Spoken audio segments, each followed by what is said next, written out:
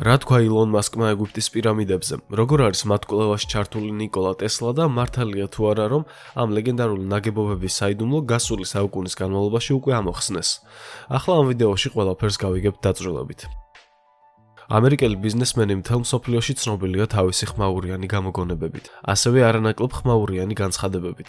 უცნაური არ არის, რომ ასეთი განცხადებების ნაწილი სწორედ ეგვიპტურ პირამიდებს ეხება და ინტერნეტში დიდი აჟიოტაჟია გამოწვეული. ერთხელ ილონ მასკმა დაწერა შემდეგი: პირამიდები უცხოპლანეტელებმა ააშენეს. ამის შემდეგ ყველაფერი აირია. უამრავი ადამიანი ცდილობდა მასთან ინტერვიუს აღებას, კითხვების დასმას და ამ თემის შესახებ მეტი ახსნა განმარტების მოსმენას. იქნებ მისთვის ცნობილი იყო ისეთი მტკიცებულებები, რომლებიც ჯერ ყველასთვის უცნობია.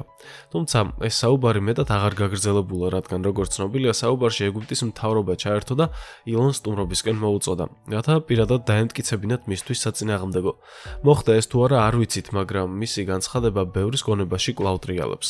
განა ადამიანი, რომელიც კოსმოსში ფრენითაა დაკავებული და მსოფლიოში უმდიდრესია, შეიძლება თემის შესახებ ინფორმაციის ნაკლაობას განიცდიდეს. ახლა კი მოისმინეთ თეორია, რომელიც ამ ყველაფერს ამტკიცებს. ვინ ააშენა სინამდვილეში პირამიდები? ეს კითხვა ისტორიკოსებს უკვე რამდენიმე საუკუნია, რაც აწუხებთ, მაგრამ დღემდე ცალსახა პასუხი არ არსებობს. მაგალითად, ხეოფსის პირამიდა მრავალი წლის განმავლობაში მსოფლიოში ყველაზე დიდი ნაგებობა იყო, მიუხედავად იმისა, რომ ის რამდენიმე 1000 წლის წინ აშენდა.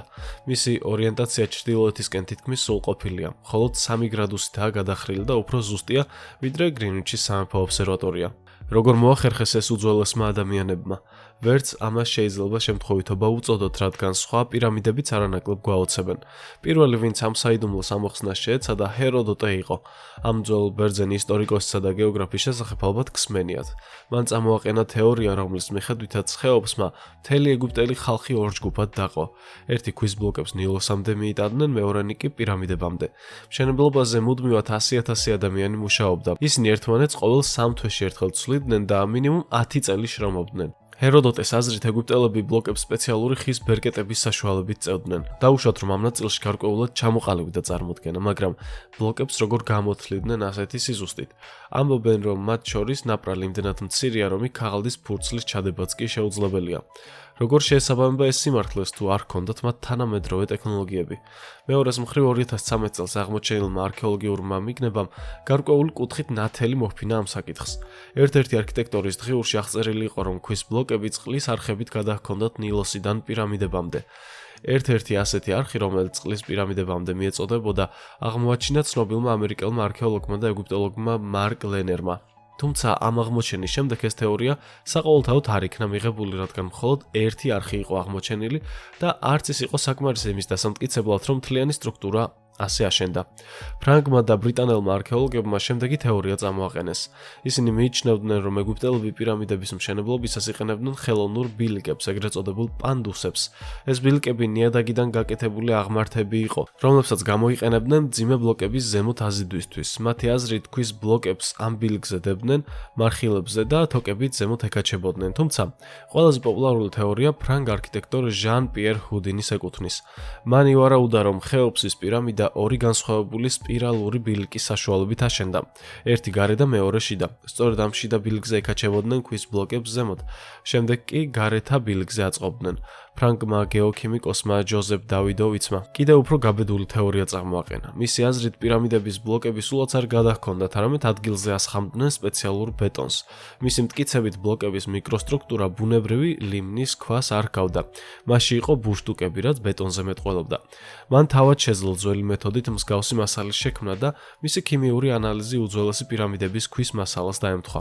თუმცა ამ თეორიამ მეცნიერულ სამყაროში ფართო მხარდაჭერა ვერ მოიპოვა, რადგან ბევრი სხვა საკითხი მაინც გაურკვეველი დარჩა. უცხოპლანეტელობის თეორია და ნიკოლა ტესლას მოსაზრება. უცხოპლანეტელობის თეორია საფუძველი ედო კიდევ უფრო ძველ წყაროებში. მწერალმა ერიხ ფონ დენიკენმა პირველად წამოაყენა მოსაზრება, რომ პირამიდების კონსტრუქცია კოსმოსური ცივილიზაციის მიერ იყო შექმნილი. მისი არგუმენტით პირამიდების განლაგება იმგვარადაა მოწყობილი, რომ ასტრონომიულ მიმართულებების მიმართ უზუსტესადაა გასწორებული. მისი მტკიცებით, პირამიდები შესაძლოა უცხოპლანეტური ხომალდების დაშვების პუნქტებადაც კი გამოიყენებოდა. რაც შეეხება ნიკოლა ტესლას, ის მიიჩნევდა, რომ პირამიდები შესაძლოა ენერგიის გლობალური გადაცემის სისტემის ნაწილი ყოფილიყო. მისი აზრით პირამიდების სტრუქტურა და მასალა მათ ელექტრომაგნიტური ველის შექმნასა და ენერგიის კონცენტრირების საშუალებას აძლევდა. ტესლას აზრით მათ შეეძლოთ ენერგიის დაგროვება და მისი განსაზღვრული მიმართულებით გადაცემა. სამწუხაროდ, მისი თეორიები ფართოდ არ აღიარებულა, თუმცა თანამედროვე კვლევები ცხადყოფს, რომ პირამიდებს შესაძლოა მართლაც ჰქონდეს ენერგეტიკული თვისებები. დღემდე არც ერთი თეორია საბოლოოდ არ დადასტურებულა. იქნებ ტესლა მართლაც მართალი იყო. ან იქნებ პირამიდები ბევრად უფრო რთულ საიდუმლოს ინახავს. საბოლოო პასუხი ჯერ ისევ უცნობია. რაც შეეხება სხვა თეორიებს, თუ უკვე შევეხეთ უცხოპლანეტელობის თემას, რატომ არ უნდა განვიხილოთ ატლანტების საიდუმლო კავშირი პირამიდების მშენებლობასთან. ლეგენდის მიხედვით, დაახლოებით 11,000 წლის წინ ატლანტიდას მაღალგანვითარებული ცივილიზაცია არსებობდა. ძველ ბერძენი ფილოსოფოსი პლატონი თავის ნაშრომებში ტიმეი და კრიტი ამტკიცებდა, რომ ატლანტიდა ჰერკულესის სვეტების მიღმა მდებარეობდა. ეს კუნძული უზარმაზარი იყო, ხოლო სახელმწიფო იმდენად ძლიერი, რომ შეეძლო მთელი ევროპის წინააღმდეგ ომის გაჩაღება. თუმცა ვერავინ მოერია მათ გარდა მათი დაუნდობელი ცხოვრებისა. გიგანტურმა მიწისძვრამ თითქმის მთლიანად გაანადგურა ეს ცივილიზაცია და როგორც ისტორიკოსები მიიჩნევენ, სწორედ ამ დროიდან დაიწყო ატლანტების დიდი მიგრაცია მთელს პლანეტაზე. მათ შორის ერთ-ერთი დანიშნულების ადგილი იყო ეგვიპტე, სადაც მათ ადგილობრივებს საკუთარი ცოდნა გაუზიარეს და პირამიდების მშენებლობა ასწავლეს. სწორედ ამიტომ მსგავსი სტრუქტურები მსოფლიოს სხვადასხვა კუთხეში გვხვდება. მათი არქიტექტურული მსგავსება შესაძლოა იმით აიხსნას, რომ ამ კულტურებს საერთო წარმოშობა აქვთ ატლანტიდაში. საინტერესოა, რომ ამ თეორიას მხარი დაუჭირა რეალურმა პიროვნებამ, მე-19 საუკუნეში ამერიკელმა კონგრესმენმა იგნატიუს დონელიმ. 1882 წელს მან გამოაქვეყნა წიგნი „ატლანტიდა, სამყარო წარღვნის წინ“, რომელშიც ვარაუდობდა, რომ კატასტროფული მოვლენა, რომელმაც ატლანტიდის ცივილიზაციას ბოლო მოუღო, არ იყო სხვა არაფერი თუ არა ბიბლიაში აღწერილი წარღვნა. სინამდვილეში, პირამიდების მშენებლობაში ადამიანების მონაწილეობა ბევრად უფრო პოპულარული თეორიაა, ვიდრე უცხოპლანეტელობის ვერსია, რადგან ძალიან ბევრი დამთხოვა არსებობს, რომლებიც მას ამტკიცებს. ერთ-ერთი ასეთი თეორია კი ვარსკვლავების ანარეკლს ეხება. ირიონის სარტყელი, რომელიც სამკაშკაშა ვარსკვლავს მოიცავს, თითქმის მთელი დედამიწიდან ჩანს. ეს ნავიგაციისთვის გამოიყენებოდა ჯერ კიდევ საუკუნეების წინ სხვადასხვა კონტინენტზე. ერთი შეხედვით ეს ჩვეულებრივი თანავარსკვლავებია, მაგრამ როგორ უკავშირდება ის პირამიდებს? როგორც ჩანს, კავშირი პირდაპირია. ეგვიპტის სამი დიდი პირამიდა შემთხვევით არ აუშენებიათ.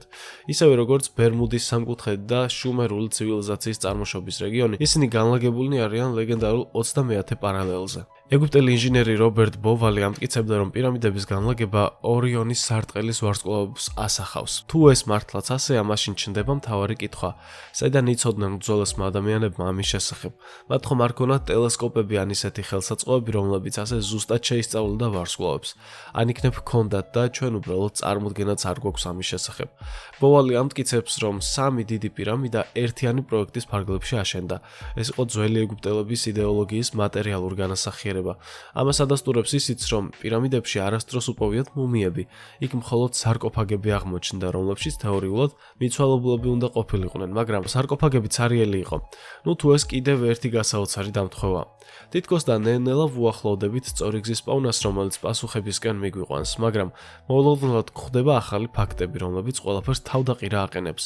ამჯერად საუბარი შეეხება მთვარეზე არსებულ პირამიდებს, როგორც უცხოპლანეტური წარმომავლობის მტკიცებულობას. ადრე, როცა მთვარის ზედაპირს ჩვეულებრივი ოპტიკური ხელსაწყოებით აკვირდებოდნენ, ბუნებრივია სრულყოფილად ვერაფერს ხედავდნენ. ბევრი ობიექტი უცნაურ ფორმებს იღებდა და სხვადასხვა თეორიას აჩენდა. თუმცა საბედნიეროდ ტექნოლოგიები სწრაფად განვითარდა და დღეს შეგვიძლია მთვარის ზედაპირი ძლიერი ტელესკოპებითა და თანამგზავრებით დავათვალიეროთ. თანამედროვე სურათების ფონზე ჩნდება სულ უფრო მეტი დამაფიქრებელი ფოტო. მთვარეზე შენიშნეს გაურკვეველი ნაგებობები, რომლებიც ადამიანებისთვის ცნობილ პირამიდებს გავს. გონიერი ადამიანისთვის ეს სურათები კითხვის ნიშნებს არ ბადებს. პირამიდების ილუზია შესაძლოა სინათლის თამაშით აიხსნას, როცა მზის სხივები ზედაპირზე განსხვავებული კუთხით ეცემა და ჩრდილების მეშვეობით საინტერესო ფორმებს ქმნის. მაგრამ თუ ეს მართლა ასეა? თუ ადამიანები უბრალოდ ეძებენ გზას, რათა თავი დაიმშვიდონ, როცა მთვარეზე პირამიდებს ხედავენ? რაც შეეხება როზველის ინციდენტს, რა კავშირი უნდა ჰქონდეს მას ეგვიპტურ პირამიდებთან?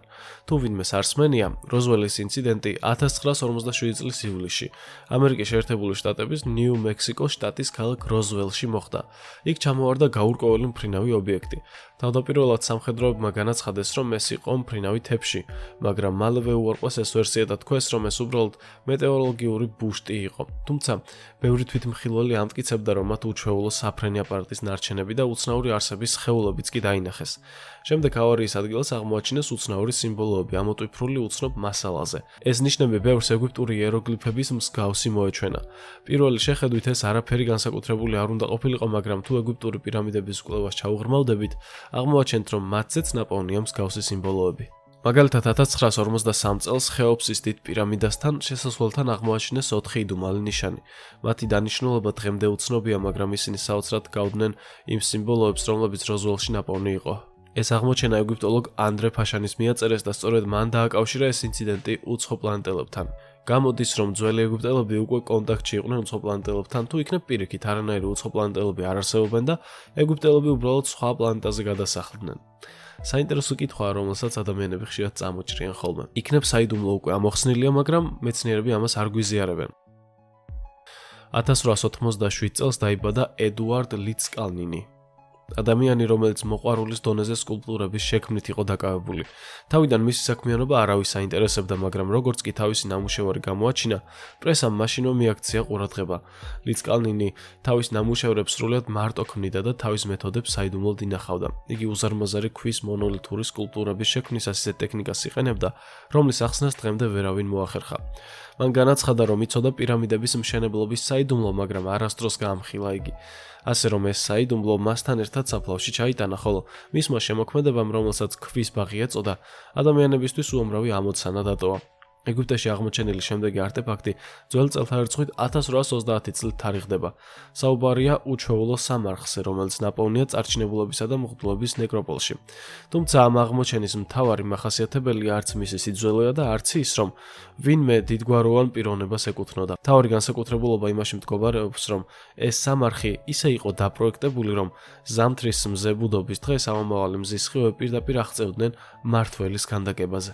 ეგვიპტელებისთვის მზე და მისი ციკლები ყოველთვის უკავშირდებოდა აღორძინებას. ზამთრის მზებუდობა განასახიერებდა სინათლის გამარჯვებას სიბნელეზე, ხოლო ზაფხულის მზებუდობა ჩვეულებრივ ნილოსის ადიდებას ემთხვეოდა. ორივე თარიღს დიდი მნიშვნელობა ჰქონდა ეგვიპტური კულტურისთვის. ამ აღმოჩენის საფუძველზე შეგვიძლია ვივარაუდოთ, რომ იმ დროის მოსახლეობა უკვე ფლობდა ცოდნას მზის მდებარეობისა და მისი სხივების მიმართულების გამოთვლაზე. უძველესი არქიტექტორი იყენებდა მარტივ ინსტრუმენტებს, როგორიცაა 6 მეტრიანი საზომი ჯოხი და კვადრატი, რათა მიეღოთ თუნდაც მიახლოებითი, მაგრამ საკმაოდ ზუსტი სამარხის სამლოცველოსა და ქანდაკების ორიენტაცია. ამ ყველაფრის ერთობლიობა არქიტექტორს საშუალებას აძლევდა დაეანგარიშებინა სამარხის ზომები ისე, რომ სხვა სამარხებისთვის ხელი არ შეეშალა. სხვადასხვა ნილოსის ადიდებას შევეხეთ. მინდა ერთი საინტერესო ფაქტი მოგიყვეთ ამ დინარის შესახებ. არსებობს თეორია, რომ უძველეს ეგვიპტელებს შეეძლოთ ნილოსის დინების რეგულირება, რათა შეემსუბუქებინათ სამშენებლო სამუშაოები. ისინი წყლის გარკვეულ ნაწილს ბარ იუზუფის არხით მიმართავდნენ, რითაც მდინარის დონეს ამცირებდნენ. თუ საპირისპირო შედეგი სჭირდებოდათ, იყენებდნენ დამბებს, რომლებიც სწრაფად ზრდიდნენ წყლის დონეს. ეს მხოლოდ თეორია არ არის, ის პრაქტიკულად დადასტურებული ფაქტია. სამეფო ნეკროპოლის მახლობლად არქეოლოგებმა აღმოაჩინეს რამდენიმე დამბა, რომლებიც სამშენებლო მასალების პირამიდებთან თითქმის უშუალოდ მიწოდებისთვის გამოიყენებოდა. მეცნიერები აღნიშნავენ, რომ წყლის გზით ძირითადად დამხმარე მასალები გადაჰქონდათ, ხოლო პირამიდებისთვის საჭირო მასიური ქვის ბლოკები უშუალოდ გიზას პლატოზე ითხრებოდა. განსაკუთრებული მნიშვნელობა ნილოსმა ეგვიპტელთა ცხოვრებაში იმით შეიძინა, რომ ის არა მხოლოდ საკვების, არამედ გზამკვლევის ფუნქციასაც ასრულებდა. მაგალითად, ფარაონ ჯოსერის მმართველობის პერიოდში საშინელი გვალვა მოხდა, რამაც შიმშილი გამოიწვია. სავარაუდოდ სწორედ ამ ფაქტორმა განაპირობა ადგილობრივების მიერ პირამიდების აგება, რომელიც ღმერთებისთვის მსხვერპლშეწირვის რიტუალისთვის გამოიყენებოდა. ძველ ეგვიპტელებს ღრმად სჯეროდათ ღმერთების ძალისა და თავიანთი ფარაონების ღვთაებრივი სტატუსის. ერთ-ერთი მათგანი, რომელსაც ყველა კარგად იცნობს, ტუტანხამონია. შეიძლება მოგეჩვენოთ, რომ მის მიმართ ინტერესი უკვე დიდი ხანია ჩაცხრა და ყველაფერი რაც შეიძლებოდა უკვე გაირკვა, მაგრამ სინამდვილეში ეს ასე არ არის. იცოდით, რომ ცნობილი ფარაონი 19 წლის ასაკში გარდაიცვალა. ამ თემაზე უამრავი ფილმი გადაიღეს. ცდილობდნენ მისი გარდაცვალების ნამდვილი მიზეზის გარკვევას, იყენებდნენ 1958 წელს გაკეთებულ რენტგენის სურათებს და ასევე კომპიუტერული ტომოგრაფიის შედეგებს. ზოგიერთი მკვლევარი ამტკიცებდა, რომ მას ჰქონდა ნეკნების მძიმე დაზიანება და ასევე ფეხი ჰქონდა ჰქონდა მოტეხილი, რაც იმას ნიშნავდა, რომ შესაძლოა ცხენი სეტლიდან გადმოვარდნისას დაშავდა. თუმცა, იჩქარებთ ამ ვერსიის დაჯერებას. ალტერნატიული თეორიის მიხედვით, ტუტანხამონის სიკვდილი ეტლის ავარიით არ იყო გამოწვეული, არამედ შესაძლოა მას ბეჰემოთმა შეუტია. კიდევ ერთი პროზაული ვერსიით, მისი მუმია მეორე მსოფლიო ომის პერიოდში გაძარცვეს და ამ დროს დაზიანდა მისი ძვლები. ყველაზე საინტერესო თეორია კი იმაში მდგომარეობს, რომ ტუტანხამონს ეტლიდან გადმოვარდნა უბრალოდ არ შეეძლო, რადგან მას თანდაყოლილი ფეხის დაავადება ჰქონდა და დამოუკიდებლად ძლივს იდგა. ამის დამადასტურებელი ფაქტი მის სამარხში ნაპოვნი 130 საბჯენი ჯოხია, რომლებიც როგორც ჩანს სიცოცხლის განმავლობაში რეგულარულად ჰქონდა. ასევე დნმ-ის ანალიზმა აჩვენა, რომ მისი მშობლები და-ძმები იყვნენ. ეს ფაქტი იმაზე მიანიშნებს, რომ ფარაონი მძიმე გენეტიკური დაავადებებით იტანჯებოდა და შესაძლოა სწორედ ამან გამოიწვია მისი ნაადრევი გარდაცვალება. ალბათ ყველას უნახავს ფილმებში სცენები, სადაც პერსონაჟები მძიმე ობიექტებს მხოლოდ ფიქრის ძალით ამოძრავებენ. ერთი შეხედვით ეს შეუძლებელი ჩანს, თუმცა სინამდვილეში შესაძლოა ეს სულაც არ იყოს ასეთი ფანტასტიკური. სამეცნიერო ექსპერიმენტებმა აჩვენა, რომ დიდი ობიექტების გადაადგილება ბგერითი ტალღებით ნამდვილად შესაძლებელია. ჯერ მკვლევარებმა მცირე ზომის ბურთების ლევიტაცია შეძლეს. შემდეგ კი ეტაპობრივად გაზარდეს მათი დიამეტრი. ერთ-ერთი ექსპერიმენტის დროს მეცნიერებმა რეკორდი მოხსნეს. მათ გამოიყენეს 3 პარალელური ბგერითი გენერატორი, რომლებიც სხვადასხვა სიხშირის ტალღებს გამოსცემდნენ. ეს ტალღები ერთობლივად ქმნიდნენ ვიბრაციის ძალას, რომელიც ობიექტს ჰაერში იჭერდა. ბრისტოლის უნივერსიტეტის ჯგუფმა კი ალტერნატიული მეთოდი გამოიყენა. მათ ბგერის მხოლოდ ერთი წყარო და ამრეკლი გამოიყენეს, რაც საშუალებას იძლეოდა, რომ ობიექტი ნელ-ნელა თავის საწყის მდგომარეობაში დაბრუნებულიყო. თუ უძველეს ეგვიპტელებს შეეძლოთ მსგავსი ტექნოლოგიის გამოყენება. ზოგიერთი მკვლევარი ამ თეორიას აბსურდულს უწოდებს, თუმცა ის ჯერ ბოლომდე გამორიცხული არ არის. თქვენ როგორ ფიქრობთ? შესაძლოა ძველ ეგვიპტეში მსგავსი ტექნოლოგია მართლაც არსებობდა, მაგრამ ჩვენ ამას უბრალოდ ჯერ ვერ ხვდებით. თქვენი აზრით შესაძლებელია ერთ თვეში 100,000 გაუმწერის მოგროვება YouTube-ზე. მე გავაკეთე ეს ყოველივე და თქვენ თვითონ შეგიძლიათ ნახოთ შედეგები. ამიტომაც გადადით აღწერაში მითებულ ბმულზე, ნახეთ ვიდეო და გამოიწერეთ არხი. ეს ჩემი ახალი არხია, სადაც მსგავს საინტერესო ჩელენჯებს შემოგთავაზებთ. მე შემდეგ ვიდეომდე გემშვიდობებით. დროებით.